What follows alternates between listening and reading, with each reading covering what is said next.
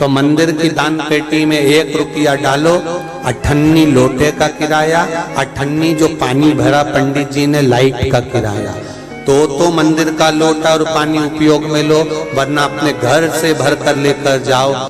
घर से भरकर इसलिए लेकर जाओ क्योंकि घर में 3 दोष होते हैं, पितृदोष, वास्तु दोष और काल सर्प दोष।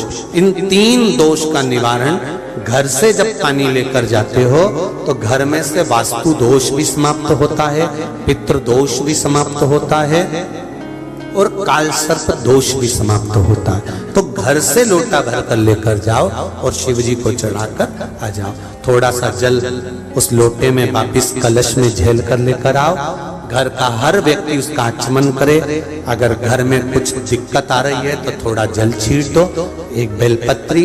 अगर एक माता ने लिखा है कि कई साल से ये बस्ती में अपन रहो,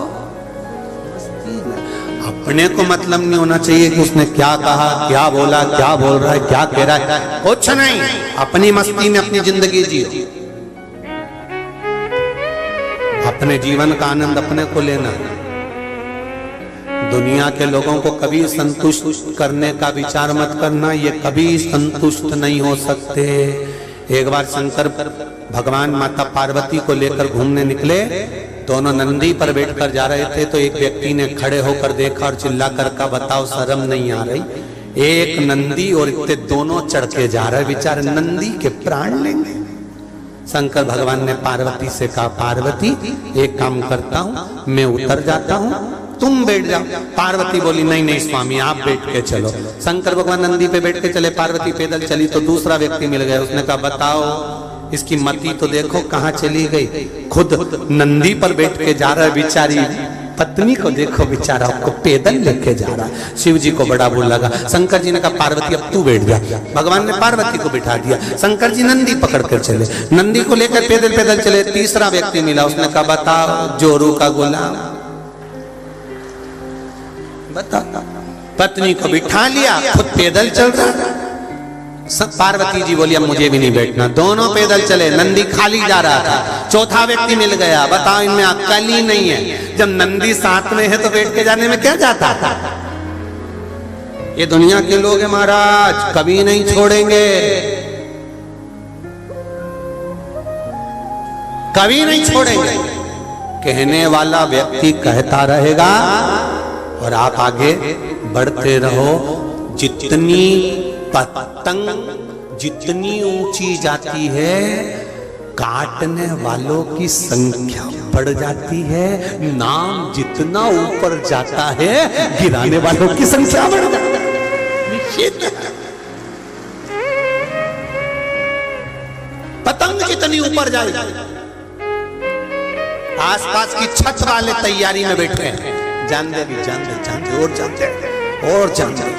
और इन्होंने फिर मांझा घिसा और घिस के अपनी पत्नी से कहा, तू तो रील पकड़ने में काटूं, अभी काटूं। और पता लगे कि का भी मांझा कोई कमजोर नहीं था, ये भी शंकर के मंदिर में घिस कर लेकर आया था, इसलिए ऊपर पड़ गया। कोई साधारण काट।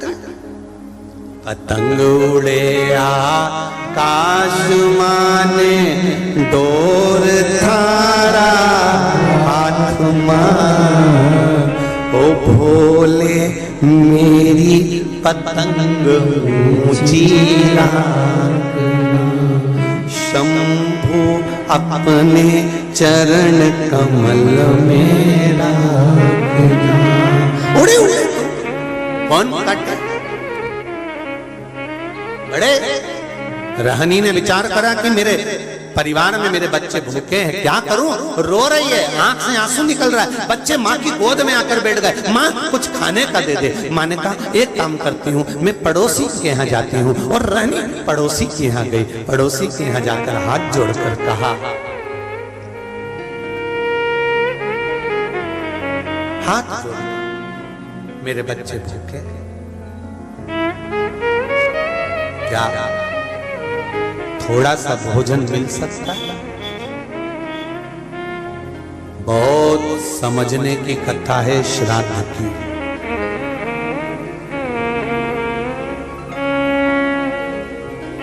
खाए हुए व्यक्ति को खूब खिला दो, तुम्हारी तारीफ नहीं करेगा।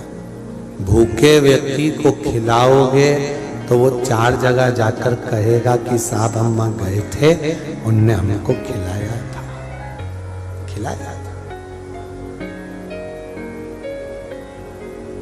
हम वहां गए थे, रुके, 7 दिन अशोकनगर में कथा सुनी, वहां के सांसद महोदय ने व्यवस्था करवाई, खूब प्रेम से व्यवस्था। तो ये जिंदगी भर व्यक्ति याद आता, जिंदगी भर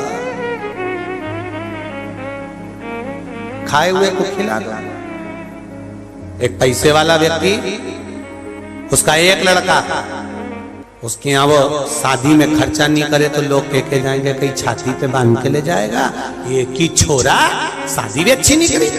और पैसे वाला व्यक्ति अपना एक छोरा और उसकी शादी में बहुत खर्चा करे तो दुनिया के लोग खाएंगे और के जाएंगे। हरामकारा होगा तो लुटारा होगा। दुनिया के लोग हैं, कहे बिगड़ नहीं रह सकते। इसलिए क्या किसको रोइए, जम के बोलो जरा, चादर तान के सोइए। जितना लोग अब सख्त के उतनी जोरदार खजूर वाली चोटी बना के गजरा बजरा लगा के फिर चलो, और आग लगाओ और चलो तो चलो। मीराबाई भी थी, मैं तो चली वृंदावन राणा, मेरे तो भाग जगे, तेरे महलों में आग लगे। हमें कहीं करना, मस्त जिंदगी जियो, खूब मस्त, खूब कहने वाला कहता है। आप अपनी मस्ती में रहिए, आनंद में रहिए, खूब मस्त होकर खूब आनंद लेकर के जीवन को जिए। ये दूसरी बार मिलने वाला नहीं है।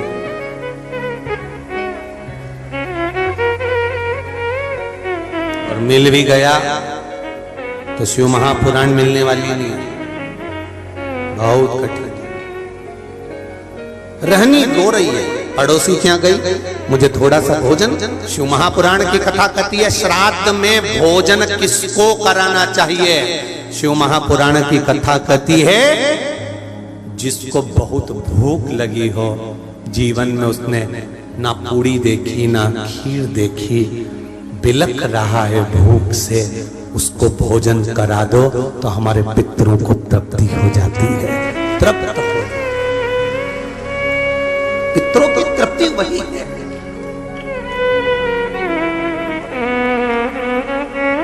हमने सालासर जी की कथा में कहा था, तर्पण शिव महापुराण की कथा अशोकनगर में हो रही है, और जितने लोग कथा सुन रहे हैं अपने अपने पूर्वजों के लिए, अपने अपने अधोगति में, कोई कुंवारी अवस्था में मर गया, कोई गर्भ में मर गया, कोई 4 महीने का किसी नारी का गर्भ गिर गया, किसी का 6 महीने का गिर गया, किसी का बच्चा बड़ा होकर जन्म लेकर प्राण छूट गए, कोई कोरोना में मर गया, कोई अधोगति में मर गया, कोई एक्सीडेंट में मर गया। जितने लोग कथा श्रवण कर रहे हैं और जितने जितने दूर तक इस शिव महापुराण के शब्द को पहुंचाया जा रहा है, ये निश्चित है आप अपने पूर्वजों के लिए श्राद्ध करे ना करे, ब्राह्मण भोज करे ना करे, संत भोज करे